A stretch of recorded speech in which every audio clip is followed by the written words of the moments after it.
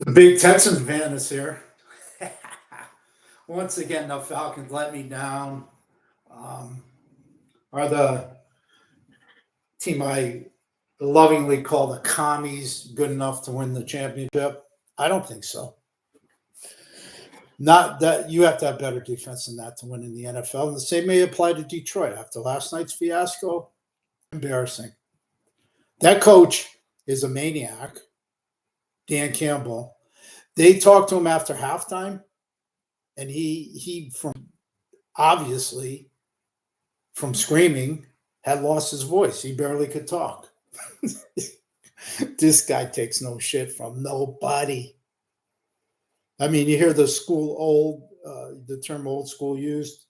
Well, and it's overused, but this guy is old school. My way or highway. Interesting. So the point of this is to just talk about the Gazoo 8.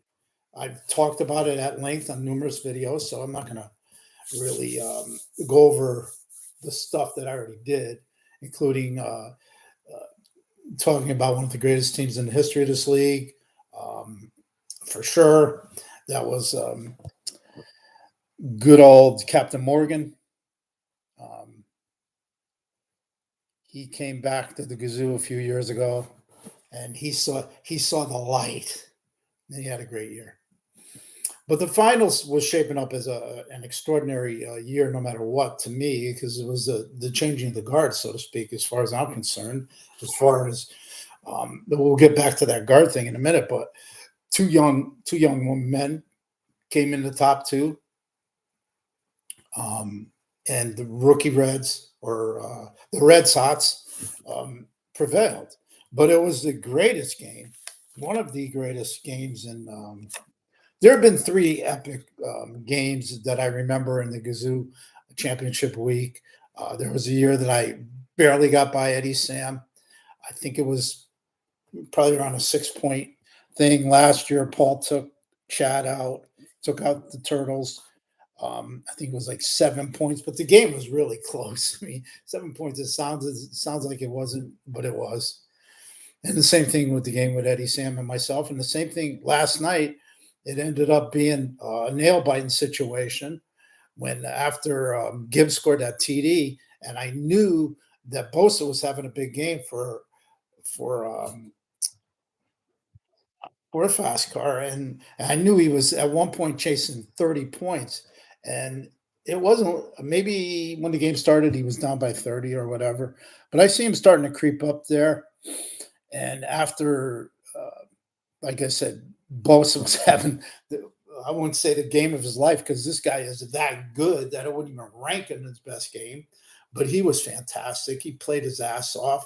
Yeah, he's hurt. Well, guess what? These people get paid millions and millions of dollars, and I'm sick and tired of Troy waving a flag for these people. I'm sorry. Yeah, football's a brutal game. Yeah, you'll come out of it in pieces. But no, I don't need that cheerleading pro player shit. No, I just want to enjoy the games, and that game was very enjoyable. The Lions are very very good, um, but I question that defense. It's been a sieve. Somebody in the NFC can expose them. I'm pretty certain of that. The commies come to mind. But let's go over the masterful job of Mr. Gary Licky Jr. did guiding this team to a championship. Now, before I go any further, I'm going to talk about the luck aspect of fantasy sports. It's there. I mean, no offense or buts. By doing the best ball and the rules that we have in this league, the no trading rules, the very limited keeper thing, there's a lot of moving parts in the Gazoo, and it's a different thing each year. And I was wondering, what is the last 4 years? For whatever reason, the database doesn't give all the Gazoo seasons, so I couldn't really do a deep dive, but it did have the last three. And this year, so in those 4 years, right, places 1 through 4, no team has ever done it twice. I'm gonna list them in order. The Red Hots, Fast Car, uh, this year, and oh jeez, can't read my handwriting there. But anyhow, take it to the bank. The last 4 seasons, 12 different teams in there in the top four. The last 3 years. So I am very, very happy about that. I do not like dynasties in real life, sports, and fantasy also. But some teams, some players are better than others. Getting back to the luck part, yeah, injuries. If you want to say injuries, it's all about luck. I would argue with you. If you say it's all about injuries, I'd say you're partly right because injuries can really scalp a team. But then again, you just do with you'll never be able to copy what this kid did, but you gotta. Well, let's put it this way: he made 115 moves, he won the league. Last year, Dest, he made a ton of moves, he won the league. The year I won it, I had a ton of league. So I'm not saying that you have to be some sort of maniac picking up 8 people in 1 week like the Reds did this week. The championship week, he's thrown a third of his team to the wind. Damn, masterful job. All right, we're going to just go through his team. We'll call it the origins. And I looked at his team beginning of the season, end of the season, right? There weren't a whole lot of players left. He had the coach. He had that Walrus guy. He had Buffalo quarterback. And now's where it gets interesting. His kickers, he got rid of all of them. His defense, he got rid of all of them. And his tight ends, they were all gone. So that left 3 running backs that started and ended the season on his team. Jones on the Packers, Spears, who was like, inconsequential, but he looked okay at the end of the year. And then you got Williams on the Rams. So Williams on the Rams was a big staple. He would be considered a pillar on this team. Josh Allen, Buffalo quarterback, pillar. I mean, more on that in a minute. Wide receivers. He ended the season and started the season with the same 5 guys. Collins, Hill, I wrote down Mo. Moore. DJ Moore, whatever his name is. Shakir and Worthy. Interesting fact about Shakir. He had him on his team, drafted him, cut him. I ended up with him, cut him. He picked him back up. Guess what? Shakir's performance in that week is what propelled him. It was a key move, and not to mention it hurt me. But anyhow, that was between the radar pick, and he was useful for 8 weeks. See, this is the way you got to look at it. If you win a championship, you're not going to be seeing guys on your team 6, 8 weeks, 10 weeks in a row that are not contributing. They got to go. My opinion, of course. All right, so I told you so this is 8. He had 10 guys, 10 people that we'll call on his team that were the core. Now, here's how he filled it in. Filling it in is the key here. From the scrap heap. Now, there's 2 ways to pick up guys in the Gazoo. You can't trade for a player. It's not legal. But you can't pick somebody off of waivers on Wednesday. We'll call it the scrap heap. And then there's also regular waivers, which are the guys that get cut, that go through the tunnel, so to speak, or the portal. Let's use that as a corollary. But anyhow, these 6 players, without any of the 6, I doubt he would have won this league. Number 19 wide receiver in the NFL, and as of right now in our league, is Higgins. Number 13 wide receiver is Higgins. And if you're paying attention even through one eye open and one eye shut. You know that Higgins was a freaking superstar this week, and he needed every fucking one of those points, and he came up big. So what he did was he picked him up, and I'm sorry, yeah, he picked him up the week he was hurt, and then he had a bye. So he was taking 2 donuts, but his team was good, not great. He figured it'd be worth the risk, and boy, was it ever, because those last 5 weeks, he averaged 15 points a week. And that's a big number. So he was fantastic. All these guys contributed Sunday or whatever day they played. Dobbins is right now he's number 19. He missed 4 games. So this guy was a guy that was hurt.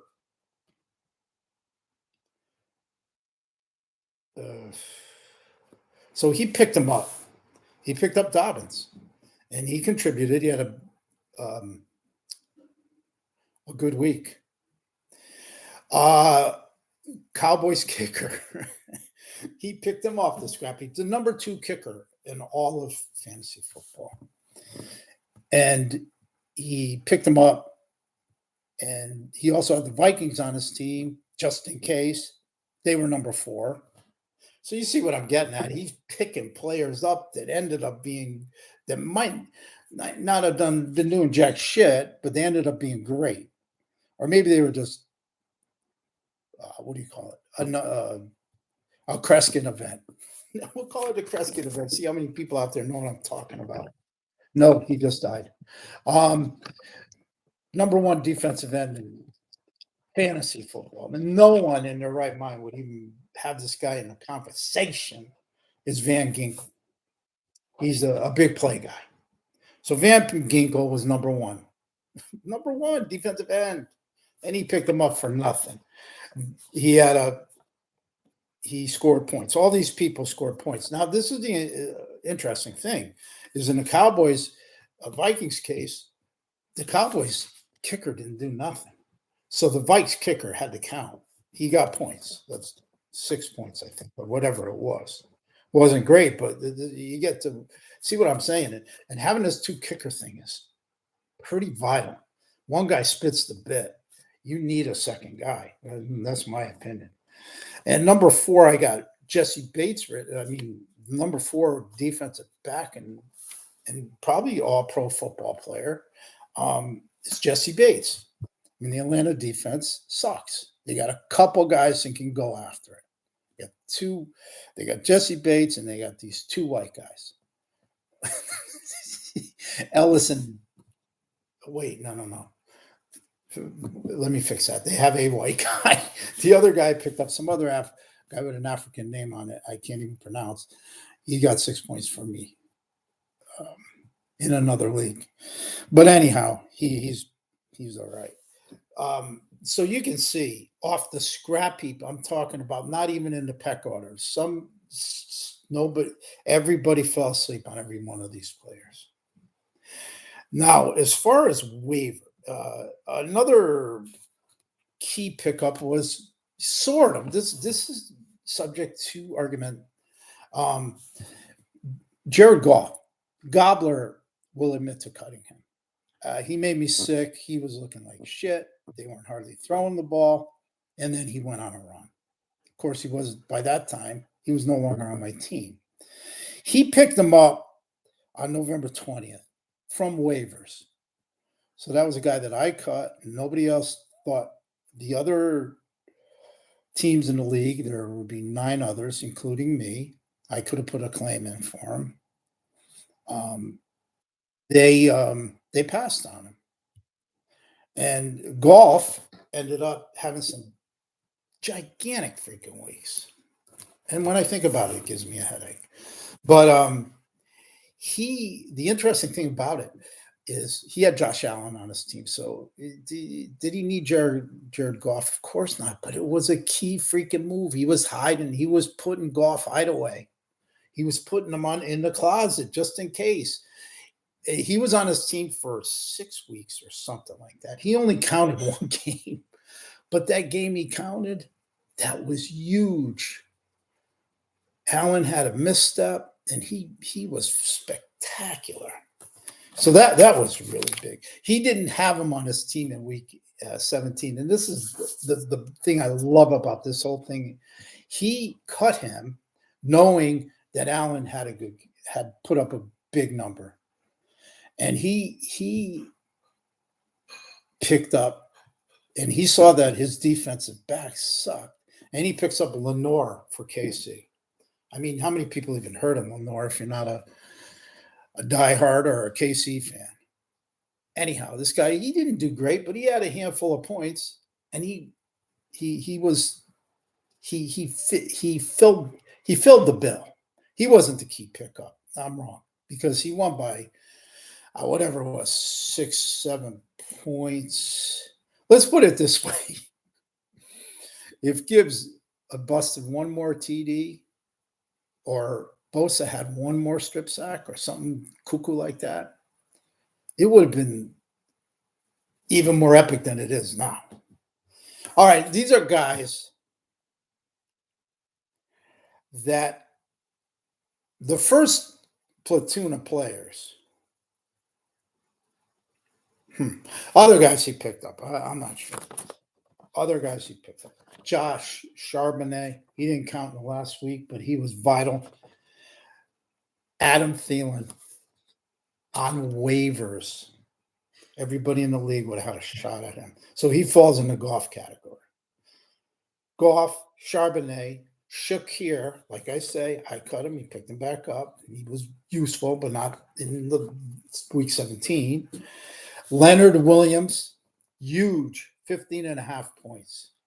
And Thielen, 22.5, 38 points. I mean, that's like, that is like a crystal ball situation.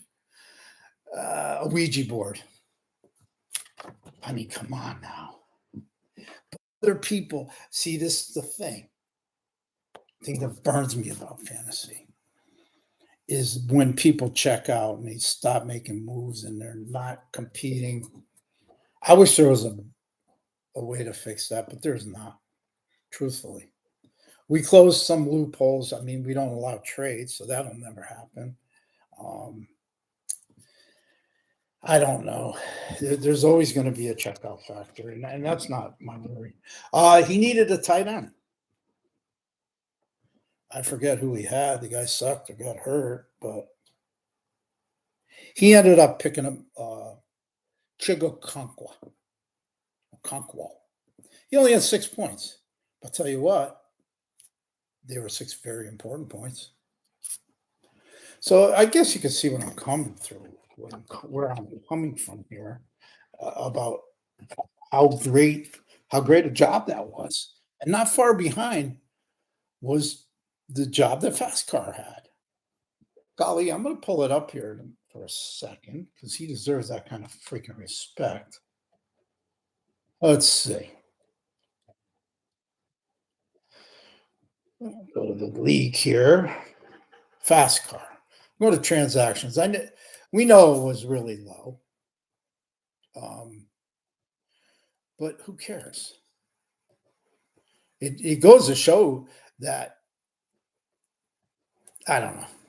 Some people will say that a league is a joke if people are picking up 100 players a year. You know, that's kind of absurd. Oh, look at this. Fast Car picked up Nick Bosa on waivers on Thanksgiving weekend. I don't know if he was hurt or what happened, but that was a vital fucking pickup. He wouldn't have been in the game whatsoever. The week that Nick Bosa had last week, 17.25 points.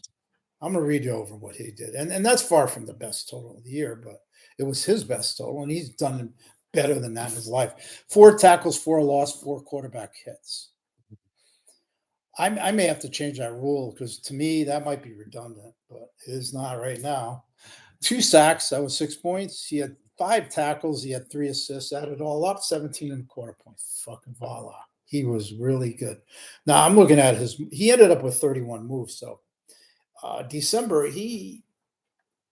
31 moves is not the lowest in the league, unfortunately, but it was. He had a great team. I'll pull up his team here. And I'm looking at there's a way to see. I'm just looking at his weekly results graph, and it's really interesting. He had one, two, three. Crap, he three. He led the league in points, and crap, it's like one, two, three, four, five, six. He had 7 really good weeks. Really good weeks, including the last one. Come on. Score that many points and lose it. That freaking hurts. All right, I'm going to read you the team and how he got to where he was. Dan Campbell, right? I'll tell you what, if Detroit had lost that game, which they were never in danger of doing, he even further effed. But he picked up Buck's quarterback on waivers who cut him gobbler. Unbelievable. Quarterback was not my problem this year. Next, doesn't matter. It's not about me. He had the Chiefs on his team all year long, but you can see that Buccaneers pick was huge. Of course, he's not going to freaking make. Guys that he had on his team all year long: Mahomes, Cook, Gibbs. Cooking Gibbs. This is. I don't know how he managed that, but anyhow, let's not forget Justin Jefferson, McLaurin, and Reed. Reed for the Pack was just, this game was falling off the freaking cliff. And he picked up JSN, great pick. He picked up Keenan Allen. So these were useful players that actually counted probably on occasion for him. And then he picked 2 tight ends off a waiver. So somebody laced Zach Ertz, he picked him up. I mean, this is ridiculous.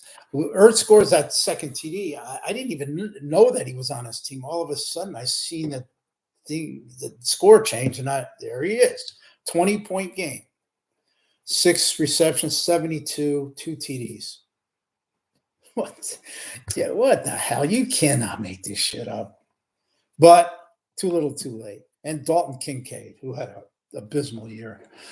He picked up Denver kicker, which is very good. He picked him up on a Wednesday type of thing. He picked up Nick Bosa, like I said. Jesus. He picked up Zach Baum, who ended up being one of the best linebackers in, at least in this system. And he picked Eric Kendricks on waivers. He had Roquan and Hamilton on his team all year long. He picked up Derwin James. Oh, my goodness. A lot of great pickups. Well, he's had Derwin James on his team for a couple months. And truthfully, he had 4 good games, but either way, come on. Excellent. I got to give the rookie Reds, or whatever you want to call the Gary Jr.'s team, an A+. I got to give Fast Car an A solid A.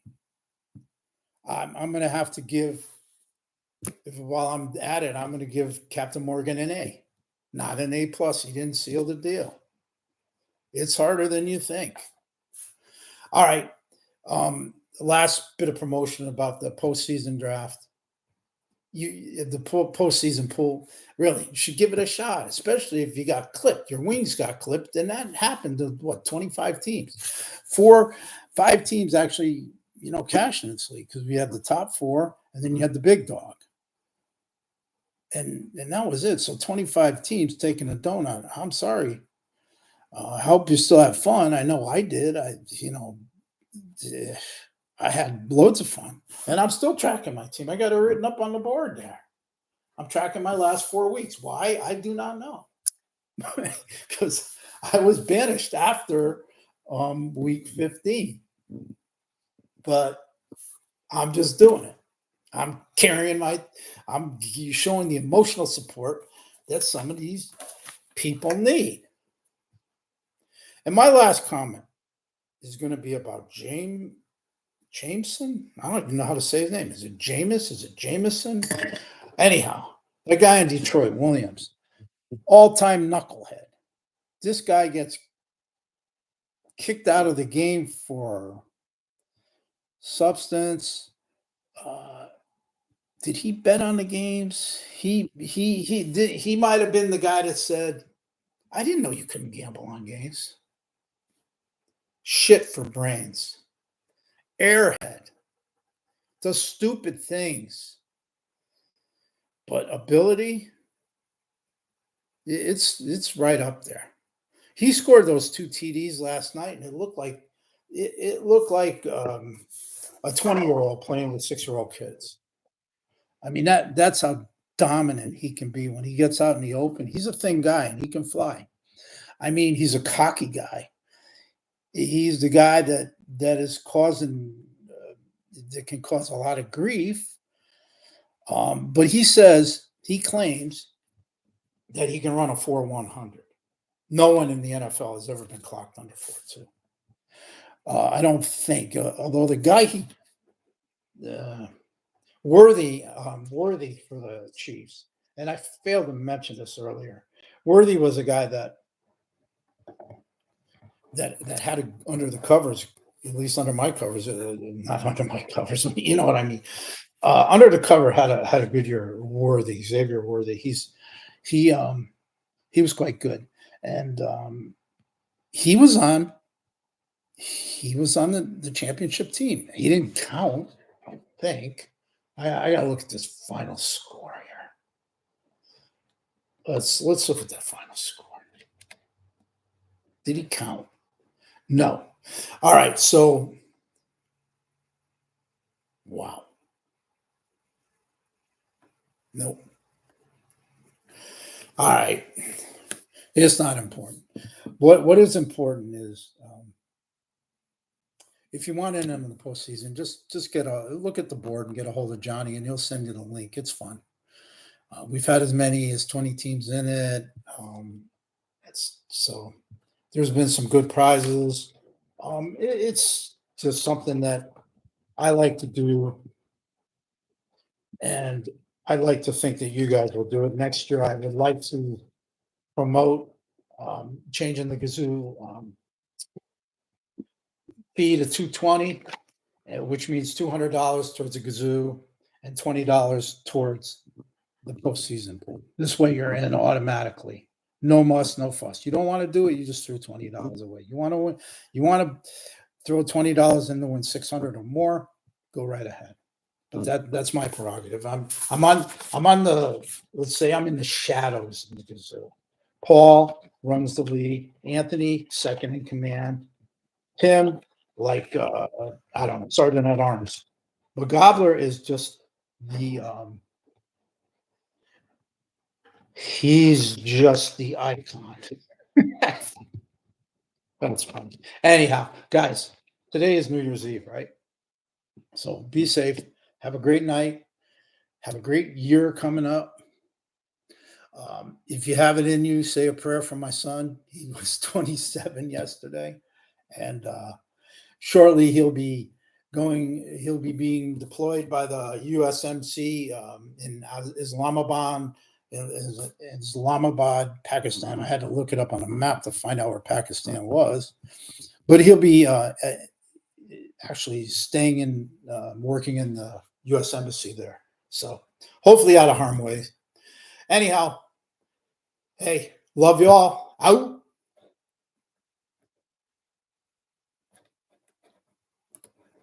Or as I used to like to say, and it would drive my son nuts. We'd be in a mall or something, or some public place, and I just like out of sports. Ooh, that bugged the shit out of him. Later.